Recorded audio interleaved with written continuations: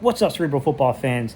I just wanted to take a few minutes and talk about reserve quarterback Sam Howell and the Eagles' recent trade yesterday for this player. And I think some people are misunderstanding who this player is a little bit, if I'm being honest here. I want to start off by saying this. Is Sam Howell an upgrade as your third quarterback over, a day three rookie in Kyle McCord? Yeah, come on, man. If people are arguing that point, they're too far gone. You can't. That's not a person you can have a rational conversation with. So that's not the emphasis or the point of the video, right? We can make a more rational argument about whether or not it makes sense given the context of taking a dude with only 1 year on his contract remaining as a third quarterback when, you kind of have, generally speaking, you want that to be a developmental player that maybe you can get 2 years of productive number two quarterback play from down the line, right? Kind of like what we did with Tanner McKee. With that said, circumstances, I want to be clear, circumstances necessitated the move. And that's what becomes tough, right? Is that I don't think the Eagles necessarily were 100% going to cut Kyle McCord. I think that once you have an injury to your backup quarterback and now you're literally one play away from essentially having to insert, day three rookie who is just learning the realms and just learning how to be a professional and had struggles in preseason, had struggles in camp. I don't think they felt comfortable with that. And, that's on Howie in the front office and the coaching staff. Like, I can't weigh in on that. Like, it'd be crappy of me to do that when I'm not there day to day to see the inner workings and to see how close and ready McCord was to play, right? I'm not going to tackle that. I understand the argument there. I get the argument that, man, that ain't a day. That's not a number three quarterback. That's, it's really a number two quarterback that you're, but, like I said, circumstances necessitated the move because our number two quarterback, there's something off there with that finger. I mean, I heard it was a fractured thumb is what came back to me. So, yeah, I mean, come on. That's what happened. Getting into the player, Sam Howell. Sam Howell, I'm going to tell you right now, guys. Some of y'all don't think I'm familiar with him. Oh, I'm very familiar with Sam Howell, guys. The young man's from North Carolina. He was playing high school football in this state when I was coaching in this state. I know who Sam Howell is, guys. He came out of like Waynesville, North Carolina. Something like that, guys. He's out of I'm fully aware who this young man is, right? He played at UNC. I'm an NC State alum. Like, I'm part of the NC State alumni. Like, I know who this young man is, guys. I've seen him play for many, many years. With that said, I'll tell you right now, this is an incredibly talented player. I'm not going to take that away from him. Of course, I'm a little biased because I'm an NC State guy and he's a UNC guy. But I'm also, like, I scout this stuff, guys. I coach. Like, I understand that this dude is a really talented guy. Some of y'all are forgetting the inverse of this, though. You're forgetting the opposite side of it, if you will, okay? He's very talented, and he's also extremely freaking reckless with the football. Stick with me, and I'm going to make my point to y'all today, all right? Here we go.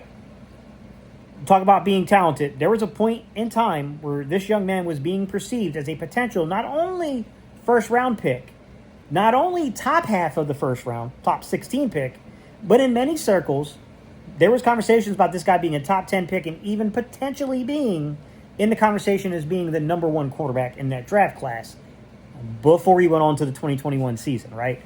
You got to remember, when he was at UNC, he had a stacked freaking roster, okay? I just want you to listen to some of the names that were on the team for him for a couple of years.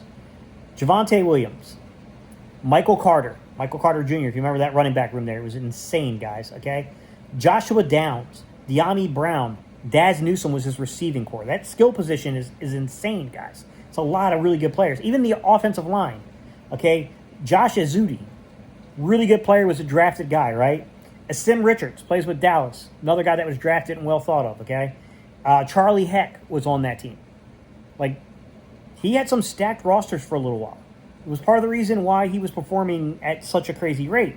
But then when you got to the 2021 season, he had to be dependent upon more because UNC's roster thinned out some, and the results didn't go quite the way that he clearly wanted them to, the way the coaching staff wanted it to. And I want to be clear what I'm talking about. I'll give you an illustration collegiately that demonstrates who this player is. In the last 10 seasons, the last 10 matchups between NC State and UNC, nemesis, okay? Big games here for football. In those 10 games, NC State is 7-3 against UNC, and we've won 7 out of the last 9. Remember those numbers. 7 out of the last 10, 7 out of the last 9. The only 2 in those last 9 that we lost to was 2 out of 3 while facing UNC while Sam Howell was the quarterback. The young man is clearly has a level of talent here. There's no doubt about that. I'm not gonna lie about that kind of stuff. Okay? He beat us in 2019. He beat us in 2020. When I say he beat us, he took BTA. Belt to you know what. Guys, he beat us. Like, no doubt about it. But in 2021, when he had to be the man, not only did he lose to NC State, not only did he lose to South Carolina, and not only did he lose to Virginia Tech, okay? I'm picking those specific schools for a reason in 21 because, in my opinion, just coming from this region in the ACC and SEC, those clubs recruit out of a lot of the same territory. We're recruiting the same territory between each other, okay? And I think they're equally on scale with each other currently in the current environment, right? South Carolina to give the nod as being a little better than everybody just because the SEC, I think it's a little easier to recruit people there at times. But I still think they're in the realm of Virginia Tech, UNC, NC State, and then South Carolina. I think they're all kind of in that same realm. All right? In the 2021 season, he lost to every single one of those teams. He also lost to, and this one I'm going to put in a separate category because I think that Sam Howell actually played really good in this game. He lost to Kenny Pickett, by the way, guys. He lost to Kenny Pickett in Pitt as well in 21 when he had to be the man on the campus there. All right. Let's talk just a little bit about some of the standing here.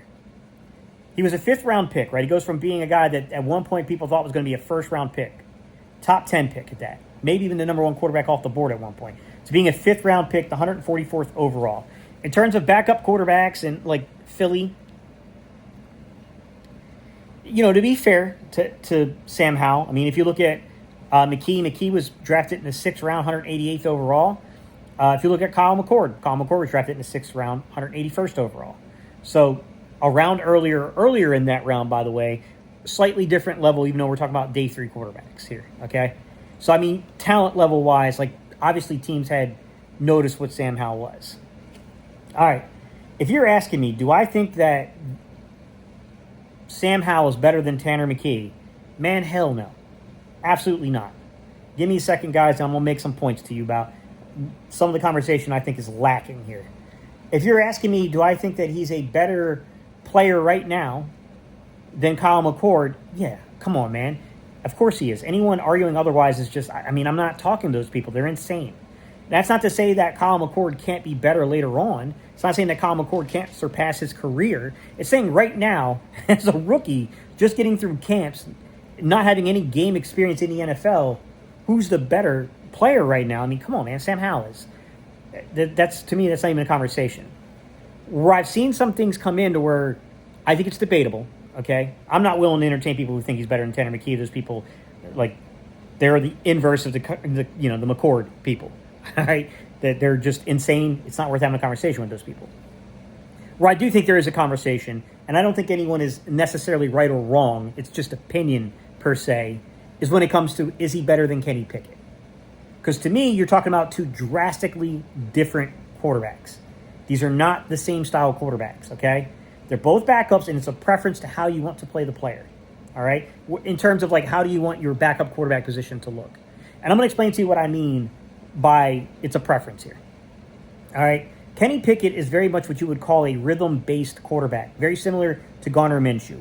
He doesn't have a big arm. His entire game is predicated upon timing, reading it fast, and getting the ball out, playing within the structure of the offense, right? Your coordinators and your skill position players, he is literally a distributor of the football. They have got to live up to the billing if he's in the game. And if they can live up to the billing when he's in the game, he could be quite good. We saw this at Pitt his last year there. If you've got a good enough core around him, he could be pretty damn good, all right? If the core's not right, he's a little iffy. I mean, even in Pittsburgh, I do believe he had a winning record as a Steelers quarterback. But we could see that he struggled. He struggled a little bit when he had to go win the game for you, right? Now, when you talk about Sam Howell, the difference in the style quarterback here is Sam Howell is more of an out-of-structure, playmaking type quarterback, okay? He's the kind of guy that is a little similar to Jalen Hurts, if you will. I'm not saying that he's on Jalen Hurts' level, guys. That is not even close to being a conversation. What I'm saying is that he's going to play out of the structure of your offense at times, and at times that can be very appealing, can't it? Like when the pocket breaks down and he eludes the sacks and keeps his eyes downfield and finds someone down the field and he's playing outside the structure of the offense and hits a big play, Yeah, that's exciting, right? What's not exciting, though, is when that same concept happens and he's taking sacks. The same concept happens and he's throwing interceptions. I think it's a little bit ironic that Minnesota gave up on him and traded him to us to then sign Carson Wentz, who, by the way, same style quarterback. He's in the same exact discussion, guys. To me, that one is more preference. It's a preference between Kenny Pickett. It's a preference between Sam Howell. I don't think people are necessarily right or wrong, but I do think people are disingenuous as crap when they're talking about Sam Howell and the production he had in the 2023 season. Give me a second. I'm going to give you irrefutable proof here of people just being foolish. When he played the Eagles, did he light us up? Yeah, I could see if that's the only games you knew about him. I can see why you probably think that this is a special player, right? Because he was 29 of 41 in the first game, 39 of 52 in the second game. Both games, I think he was over 70% completion. Okay? 290 yards, dang near 300 yards, and then 397 yards, dang near 400 yards. 5 touchdowns, 1 interception. He had a passer rating of 98.6 in one game, and I think 114 in the other. Those are lofty, big numbers. May I interject something, though? Guys, that 2023 Philadelphia Eagles secondary was one of the worst secondaries we've put together in the past 20 years. I would say that it's on par with as bad as the 2018, the back half of the season, 2018 secondary was when we were literally running out of bodies to throw in there. And the 2020 secondary where the same thing happened on the back half of the season to where we were running out of bodies to legitimately put in there. I literally made a video about some of the players that we had brought in as UDFAs, and I was talking about them having potentially a future. And one of the guys, it was like the Mekhi Garner season, and then I can't remember who's the other young man's name that I mentioned. I said that he should make the 53. I'm not expecting that young man to ever get into a game. And then you guys thought like, oh my God, Gate has some kind of intel in there because not only does this guy get in the game, but make the roster, but he got into a game and he played well one game. Yeah, he did. One game. And then he got torched in the second one, didn't he? So, you get what I'm saying, guys. Like, that secondary was bad in 2020. The secondary was bad in 2018, and it was horrendous in 2023. So, I think Sam Howell's illustrated if you got a secondary that's that bad, and believe me, that's a stretch. I'm not saying that there can't be teams with secondaries that bad, but it's among the worst of the worst. Sure, he showed you he can light you up. No doubt about it. He can make plays out of structure. He can do those things. I remember playing Sam Howell. That's one thing that stood out to me about the Eagles was they were having a hard time when they flushed him out of the pocket to contain him. They were allowing him to really avoid some sacks and keep the ball alive, and he was just hanging there long enough for someone to break free and get completions. It was getting a little frustrating that season. This is what no one is telling you guys. On the back half of that season, guys, in the last 7 games, threw 4 touchdowns. 7-game sample size, guys. 4 touchdowns. 12 interceptions, okay? He had 5 straight games in a row where he was under 200 yards passing. That in itself doesn't bother me. And if he came to Philadelphia, not a problem. Because if he's passing over 200 yards, we're probably in a shootout. It's probably not good, right? To be honest with you, if we can keep a guy in and around 220, I'd say between 150 and 220 inside the passing yard categories, we're probably doing pretty well as the Eagles, the way that our offense is structured, if you will. It's not in itself, not that, but I'm talking about when you're looking at the gaudy numbers that you guys are throwing up there, the 290s and the almost 400, you know what I mean? And then you see, he's got 5 straight games to end out of a 7-game sample size where he's not hitting those numbers anywhere near it. Also throwing 12 picks. Also taking 18 sacks over the last 7 games. 12 picks, 18 sacks, under 200 yards, 5 straight games during that period of time. One of those games was so bad. He was so bad at one of those games that he had a 1.7 passer rate. 1.7. Is he as bad as those numbers say? I would say no. Is he as good as the numbers said when he played Philly? I would say no. I would say the truth is in the middle somewhere. Okay? I would say his truth is in the middle somewhere. Washington was not a very good team. They could not pass block for him. I think that's important to bring up because, like I said, if you go back to his collegiate days and you go back to UNC, when he had skill position players around him, right? When he had a fairly decent offensive line, he produced. You get what I'm saying? Do I think that he could be successful in Philly? It depends. He's got to limit mistakes. He can't be taking stupid sacks. He can't be turning the ball over. He can't be doing those things. But do I think that talent-wise, with an offensive line like we have, skill position players and coaching staff like we have, could he be successful? I think so. All right, y'all, these are my thoughts. I just wanted to bring this out there because I see a lot of things being passed around. I'm like, man, people are really not telling the full truth here. You're getting a lot of partial truths on both sides. All right, y'all. Peace. I'm out of here.